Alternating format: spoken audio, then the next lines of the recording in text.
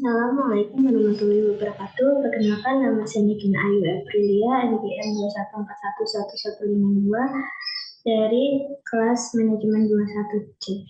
Di sini saya ingin menjelaskan tentang anjak piutang. Pertama-tama, apa sih yang dimaksud dengan anjak piutang? Pengertian anjak piutang sendiri ialah suatu transaksi keuangan sewaktu suatu perusahaan menjual piutangnya, misalnya tagihan dengan memberikan suatu diskon. Menurut keputusan Menteri Keuangan nomor 1251,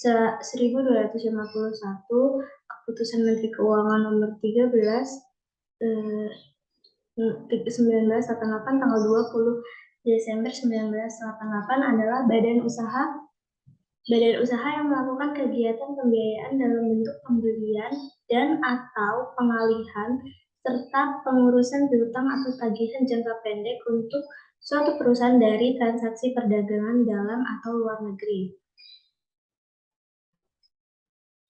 Anjak piutang memiliki dasar hukum, yakni yang tertera pada layar ini. Yang pertama, pasal 6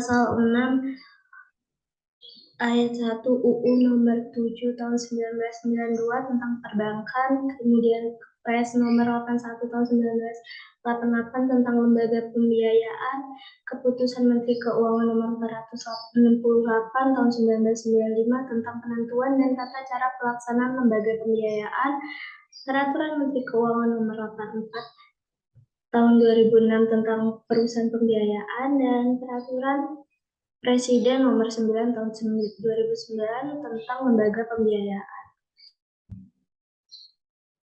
Jasa yang diberikan oleh anjak piutang. Adapun jasa yang dilakukan oleh perusahaan anjak piutang adalah sebagai berikut, yakni jasa pembiayaan dan jasa non-pembiayaan non-financing service. Dalam jasa non-pembiayaan, kegiatan yang dilakukan meliputi pemberian jasa pengelolaan administrasi kredit. Biasanya kegiatan jasa ini meliputi analisa kekayaan suatu kredit, melakukan administrasi kredit, pengawasan terhadap kredit termasuk pengendaliannya, perlindungan terhadap suatu resiko kredit. Jenis-jenis anjak piutang, yakni ada full service factoring, resolve factoring, book factoring, maturity factoring, agency factoring, invoice discounting factoring, dan undisclosed factoring.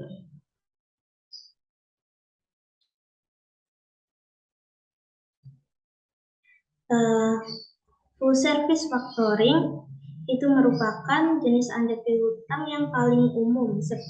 Perusahaan anjak piutang yang bertipe full service menyediakan segala jenis jasa kegiatan anjak piutang, mulai dari penagihan, penerbitan invoice, sampai penerimaan dana dari debitur.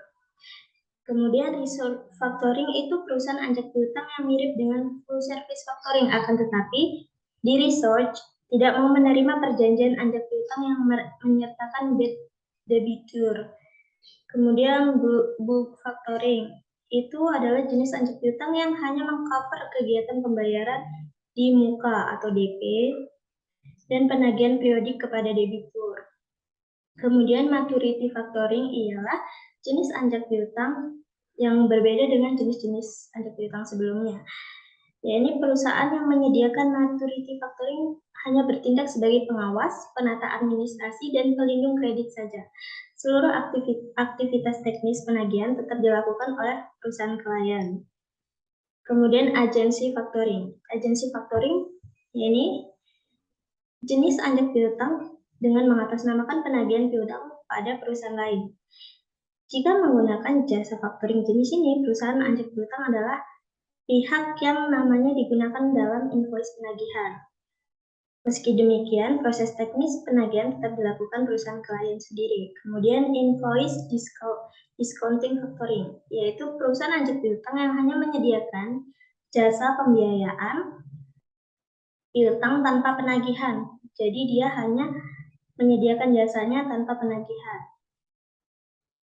Jika Anda menggunakan jenis anjak piutang ini, perusahaan Anda perlu melakukan penagihan piutang sendiri. dengan pembayaran transfer ke pihak jasa faktoring. Kemudian yang terakhir, undisclosed factoring. Ini jenis anjak piutang, di mana perusahaan anjak piutang khusus menyediakan jasa proteksi terhadap bad debt. Perusahaan semacam ini akan menjamin maksimal sampai 80% nominal piutang Anda yang berpotensi menjadi bad debt. Kemudian pihak-pihak yang terlibat dalam anjak piutang, yakni ada 3, penjual, debitur, dan pihak yang membiayai.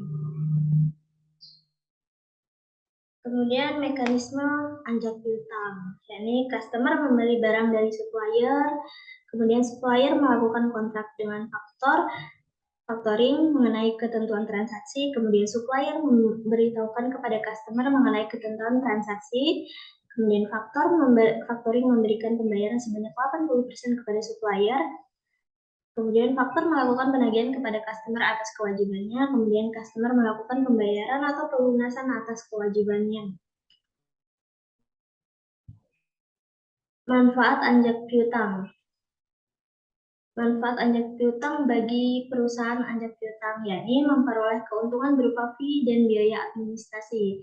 Kemudian bagi kreditor atau klien, yaitu mengurangi resiko kerugian dengan tertagihnya piutang. Sedangkan bagi debitur sendiri adalah memberikan motivasi kepada debitur untuk segera membayar cepat. Yang terakhir, metode perhitungan biaya anjak piutang itu ada 2, yakni service fee dan discount charge. Service fee adalah metode perhitungan biaya perjanjian anjak piutang.